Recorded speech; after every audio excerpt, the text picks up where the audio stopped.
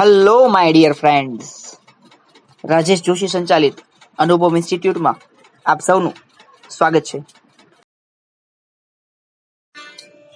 When he wheeled and asked the projectionist what he thought, the man sensed that dissent was in order.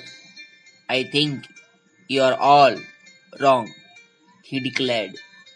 Walt just grinned. "You stick to your projector," he suggested. ત્યાર પછી એણે ચકડું ફેરવ્યું અને જે પોતે વિચારેલું એ જ પ્રોજેક્ટરને ચલાવનારને કહ્યું. પેલા માણસને ખ્યાલ આવી ગયો કે મતભેદ ઠીક છે. તેણે કહી દીધું, "મને લાગે છે કે તમે બધા જ ખોટા છો." વોલ્ટે માત્ર મંદ સ્મિત રેલાવ્યું અને કહ્યું કે તું માત્ર તારા પ્રોજેક્ટરનું ધ્યાન રાખ. Walt involved himself in everything. During one story conference on the Mickey Mouse Club TV show, the storyman, pointer in hand, was outlining a sequence called How to Ride a Bicycle. "Now, when you get on your bicycle," he began. Walt stopped him. "Change your bicycle to a bicycle," he said. "Remember, every kid isn't fortunate enough to have a bicycle of his own." Volt પોતાની જાતને બધી જ બાબતોમાં સાંકળી લેતો. Mickey mouse club TV શોની એક વાર્તા સભા દરમિયાન વાર્તા કહેનાર હાથમાં દર્શાવવાની લાકડી લઈ અને સાયકલ કેવી રીતે સવારી કરવી નામની એક શૃંખલાનું ટૂંકમાં વર્ણન કરી રહ્યો હતો. એણે શરૂ કર્યું, "હવે જ્યારે તમે તમારી સાયકલ પર સવાર થાવ છો," એટલે ત્યારે જ વોલ્ટે તેને રોક્યો અને કહ્યું, "તમારી સાયકલને બદલે માત્ર કોઈક સાયકલ એવું બોલવું. યાદ રાખજો કે દરેક બાળક એટલું ભાગ્યશાળી નથી હોતું કે જેની પાસે પોતાની સાયકલ હોય." The story of Disneyland, perhaps better than anything else, illustrates Walt's vision and his stubborn determination to realize an idea he believed in. For years, Walt had quietly nursed the dream of a new kind of amusement park. કદાચિત બીજા બધા લોકોની સરખામણીએ વધુ પડતી ચડિયાતી એવી ડિઝનીલેન્ડની વાત volt જે પણ બાબતમાં માનતો હતો તેને સાકાર કરવાની દ્રષ્ટિ અને દ્રઢ મનોબળ રજૂ કરે છે. ઘણા વર્ષો સુધી વોલ્ટે એક નવીનતમ મનોરંજન પાર્કનું નિરાતે શમણું સેવેલું હતું. It would be a potpourri of all the ideas conjured up by his fertile imagination. But the idea of sinking millions of dollars into an amusement park, even Walt's kind of amusement park, seemed so preposterous that he wouldn't mention it to anyone. He just quietly began planning. એની ફળદ્રુપ કલ્પના શક્તિ દ્વારા એકત્રિત કરેલા તમામ વિચારોનો કુંભ હતો. પણ મનોરંજન પાર્કમાં, વોલ્ટની કલ્પનાના મનોરંજન પાર્કમાં પણ કરોડો ડોલર હોમી દેવાનો તેનો વિચાર સદંતર મૂર્ખતાવાળો હતો કે કોઈની સામે તેણે તેનો ઉલ્લેખ પણ ભાગ્યે જ કરી શકે. પણ તેણે ગુપચુપ રીતે એ આયોજનનો પ્રારંભ કરી દીધેલો. As usual, though he refused all of us with his own enthusiasm when he finally told us about the project. Someone asked, "Walt, How should the Disneyland look? Quick came the reply. It should look like nothing else on this earth. Predictably, we had trouble raising money, but Disneyland did open in July 1955. તેણે હંમેશની મુજબ જ જ્યારે અંતમાં અમને એના project વિશે વાત કરી ત્યારે સૌને પોતાના ઉત્સાહના ભાગીદાર બનાવ્યા. કોઈકે પૂછ્યું, વોલ્ટ, ડિઝનીલેન્ડ કેવું હોવું જોઈએ? એણે તરત જ પ્રત્યુત્તર આપ્યો, આ સમગ્ર પૃથ્વી પર અન્ય કશું પણ એનાથી વધુ ચડિયાતું કે સુંદર ન દેખાવું જોઈએ. અનુમાન કરતા અમને રૂપિયા જમા કરતા ખૂબ જ તકલીફ પડી, પણ આખરે જુલાઈ 1955માં ડિઝનીલેન્ડનો પ્રારંભ થઈ જ ગયો. Since that first day, millions of people have flocked to see the unique creation of Walt's imagination. Like a kid with a new toy, the biggest, shiniest toy in the world, Walt used to wander through the park, staring as happily as any tourist. પહેલા દિવસથી લઈ ને આજ સુધી વોલ્ટની બેનમૂન કલ્પનાના આ અદ્ભુત અને અનુપમ સર્જનને જોવા લાખો લોકો આવ્યા છે. એક નાના બાળકને દુનિયાનું સૌથી મોટું અને શાનદાર રમકડું આપી વોલ્ટ પોતે પણ એક પ્રવાસીની જેમ જ ખુશખુશાલ થઈ અને આખા ડિઝનીલેન્ડ પાર્કમાં ફર્યા જ કરતો. The overwhelming success of Walt's crazy idea triggered a dramatic about face in the Disney fortunes. Yet, success never changed Walt. He remained the simplest man. He hated parties, and his idea of a night out was a burger and chili at some little restaurant. His only extravagance was a miniature railroad that ran around the grounds of his home. વોલ્ટના ઉન્મત્ત ને પાગલ વિચારની આ અપ્રતિમ સફળતાએ Disney મિલકત અને સંપત્તિમાં નાટ્યાત્મક રીતે અને અણધાર્યું પરિવર્તન લાવ્યું. છતાંય આ ભવ્ય સફળતા વોલ્ટને બિલકુલ બદલી ન શકી. તે એક સરળ માણસ જ બની રહ્યો. તેને મહેફિલો પસંદ નહોતી. રાત્રે બહાર જવાનો વિચાર માત્ર એક બર્ગરની નાની દુકાન સુધી જ સીમિત હતો. તેનું એકમાત્ર અતિ ખર્ચાળપણું તેના ઘરની ફરતે આવેલ ક્ષેત્રમાં નાના કદના રેલગાડીના પાટા બનાવવા પૂરતું જ હતું. What do you do with all your money? A friend once asked him. Pointing at the studio, Walt said, I fertilize that field with it. And it's true that Walt plowed money back into the company almost as fast as it came in.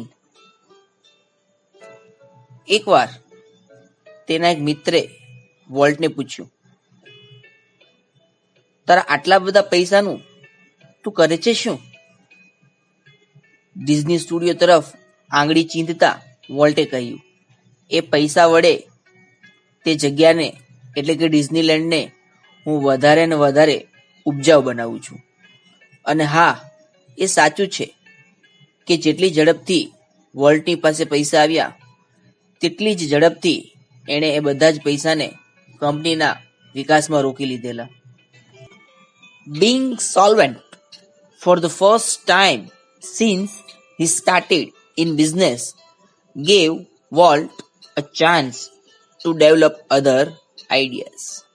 This included the development of mineral kind, an alpine-like valley high in the Sierra Mountains, a California Institute of Art for which he donated the land and several $1 million, and most ambitious of all, $100 million Disney World and City of Tomorrow in Florida. જ્યારથી વ્યવસાય શરૂ કર્યો ત્યારથી માંડીને પહેલીવાર એ દેવાળીઓ બન્યો, જેનાથી વોલ્ટને બીજા વિચારોનો વિકાસ કરવાનો પણ અવસર મળ્યો, જેમ કે આલ્પ્સ પર્વત પર વનસ્પતિ ઉગાવવાનો mineral kind, California Institute of Art જેના માટે તેણે લાખો ડોલર્સનું દાન કર્યું, અને આ બધામાં સૌથી વધુ મહત્વકાંક્ષી અને સૌથી વધુ ખર્ચાળ $100 મિલિયન ડિઝની વર્લ્ડ અને ફ્લોરિડામાં આવેલું સિટી ઓફ ટુમોરોનો વિકાસ. Tragically, in the midst of all this activity, Walt was stricken with this fatal illness. I heard him refer to this cruel blow only once. Whatever it is I got, he told me, don't get it. I visited him in the hospital the night before he died. Although desperately ill, he was as full of plans for the future as he had been all his life. અત્યંત દુઃખદ રીતે આ બધી પ્રવૃત્તિઓની વચ્ચે જ વોલ્ટને જીવલેણ બીમારી લાગુ પડી. મેં વોલ્ટને એક જ વાર આ કઠોર આઘાતનો ઉલ્લેખ કરતા સાંભળ્યો હતો. એણે મને કહેલું, મને જે તકલીફ થઈ છે એ કોઈને પણ ન થાય. એના મૃત્યુની આગલી રાત્રે જ્યારે મેં તેને હોસ્પિટલની મુલાકાત લીધી, ભયંકર બીમારીમાં હોવા છતાં તે તેના આગળના સ્વસ્થ જીવનની જેમ જ રહ્યો હતો અને ડિઝનીલેન્ડના ભવિષ્યની યોજના ઘડી રહ્યો હતો. Walt used to say that Disneyland would never be finished, and it never will. I like to think too that Walt Disney's influence will never be finished, that through his creations, future generations will continue to celebrate what he once described as that precious, ageless something in every human being which makes us play with children's toys and laugh at some silly things and sing in the bathtub and dream. Volt હંમેશા એવું કહેતો હતો કે Disneyland સમાપ્ત થવા માટે નિર્માણ જ નથી પામ્યું અને તેનો ક્યારેય અંત પણ નહીં આવે. અને હું પણ એમ જ માનું છું કે વોલ્ટ ડિઝનીનો પ્રભાવ ક્યારેય અંત નહીં પામે. અને તેના સર્જનો દ્વારા એણે એકવાર જણાવ્યું હતું કે દરેક વ્યક્તિમાં એક અનંત અને મૂલ્યવાન કંઈક એવું તત્વ રહેલું છે કે જે આપણને બાળકના રમકડાથી રમવા અને સામાન્ય કે ક્ષુલ્લક બાબતો તરફ હસવા તેમજ બાથટબમાં કે સપનામાં ગાવા તરફ દોરી જાય છે. હેલો ફ્રેન્ડ્સ, આ પાર્ટનો સારાંશ એ છે કે વોલ્ટ પોતાની ટીકા ન સાંભળી શકતો અને કોઈ પણને સીધો જવાબ આપતા પણ ખચકાતો નહીં. કોઈ પણ કાર્યમાં સંપૂર્ણપણે ઓતપ્રોત થવું એ વોલ્ટનો સ્વભાવ હતો. ઘણી વખત લોકો સફળતા મેળવ્યા પછી પોતાની કાર્યશૈલીમાં ઘટાડો કરતા હોય છે અથવા એ કાર્ય કોઈ બીજા કોઈને સોંપતા હોય છે, જેનું પરિણામ ઘણી વખત નિષ્ફળતા હોય છે. પૈસાદાર બન્યા બાદ પણ પોતાની અંદર રહેલા ભૂતકાળના ગરીબ વોલ્ટને એ ભૂલતો નથી. એ સાયકલવાળા પ્રસંગ પરથી આપણને માલુમ થાય છે. વૈભવી અને વિલાસી પાર્ટીઓથી હંમેશા દૂર રહેવું, જે બચત અને સાદા જીવનનો સિદ્ધાંત શીખવે છે કે પૈસા કમાવામાં કેટલી વાર લાગે છે, મહેનત જાય છે, પણ ખર્ચ કરતા જરાય વાર નથી લાગતી. ડિઝનીલેન્ડને શ્રેષ્ઠ બનાવવા પાછળ પાગલ બની મહેનત કરી, જે કહે છે કે જો તમે સપના જુઓ છો તો તેને સાકાર કરવા માટે ઊંઘવાનું ભૂલી સખત મહેનત કર્યા રાખો.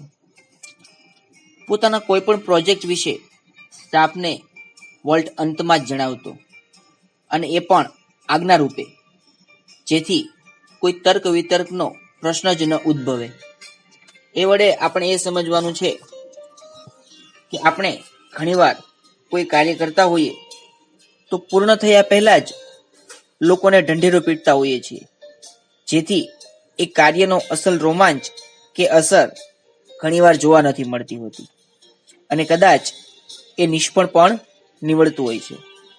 વોલ્ટ એવું જોખમ ક્યારેય ન ઉઠાવતો. વોલ્ટ બોલવા કરતા કાર્ય કરીને સફળતા મેળવવામાં અને પછી લોકોને બતાવવામાં વધુ માનતો. તે કહેતો કે ચૂપચાપ મહેનત કરો અને અંતમાં તમારી સફળતાને તમારા માટે બોલવા દો. વોલ્ટ પોતે પણ ડિઝનીલેન્ડને એક સામાન્ય પ્રવાસીની જેમ જ માણતો રહેતો, જે સૂચવે છે કે જે સુખ માટે તમે મહેનત કરી હોય પછી એ સુખને ભોગવતું પણ રહેવું જોઈએ. એ માલિક હોવા છતાં એક સામાન્ય પ્રવાસીની જેમ જ પાર્કમાં ફરતો રહેતો અને પોતાની જાતને એક પ્રવાસીની માફક કંઈક સુધારા વધારાના સૂચન કર્યા કરતો, જે તેના સતત કાર્યશીલતાનો પરિચય આપે છે. શો મસ્ટ ગો ઓન, એટલે કે સમય કે જીવન ક્યારેય કોઈના માટે અટકતું નથી, અને તમારે બધી જ પરિસ્થિતિમાં તમારું જે કાર્ય છે એ કરતું જ રહેવાનું હોય છે. એ વિચાર વોલ્ટે પોતાના જીવનમાં અપનાવેલો, અને પોતાના મૃત્યુ સમયે પણ તે ડિઝનીલેન્ડના વિકાસ વિશે જ વિચારતો રહ્યો હતો. ગંભીર બીમારી અને મૃત્યુ નજીક છે એ વાતને ભૂલીને એ પોતાના કાર્યમાં જ મગ્ન હતો. મિત્રો, એ દ્વારા આપણે એ શીખવાનું છે કે આપણે જીવનમાં ઘણીવાર નાના મોટા કંઈક ને કંઈક એવા બહાના કરીને ઘણા કાર્યો ટાળતા રહેતા હોઈએ છીએ, જેથી આપણને ઘણી વખત તકલીફ થતી હોય છે. વોલ્ટ સફળ રહ્યો એનું એકમાત્ર કારણ એ હતું કે એને સમય અને લોકોની માંગ પ્રમાણેની વસ્તુ, કાર્ટૂન કે પાર્કનું પોતાની અદ્ભુત કલ્પના શક્તિ વડે સુંદર સર્જન કરતા આવડતું હતું. એણે લોકોની ટીકાની કે મજાકની ચિંતા કર્યા વિના પોતાનું કાર્ય મક્કમ ગતિથી શરૂ જ રાખ્યું, અને લોકોને મિકી માઉસ અને ડિઝનીલેન્ડ જેવા અદ્ભુત ઉપહાર આપી લોકોને પણ ખુશખુશાલ કર્યા, અને પોતાની જાતને પણ સફળતા મેળવી ખુશખુશાલ કરી, અને તેના જે દરેક અશક્ય લાગતા હતા તેવા સપનાઓને એણે પોતાની મહેનત અને કલ્પના શક્તિ વડે પૂર્ણ કરી સાકાર કર્યા. મિત્રો, આ વિડીયો ધોરણ 12ના વિદ્યાર્થીઓ માટે ખૂબ જ ઉપયોગી એવો છે, એટલે તમે વધુમાં વધુ તમારા મિત્રો સુધી આ વિડીયોને શેર કરજો, લાઈક કરજો, અને જો તમે હજી સુધી સબસ્ક્રાઈબ નથી કર્યું તો સબસ્ક્રાઈબ કરજો, જેથી કરીને ભવિષ્યમાં આવનારા બીજા વિડીયોની અપડેટ્સ તમને મળતી રહે. Thanks for watching. નવા વિડીયો સાથે પછી ફરીથી મળીશું.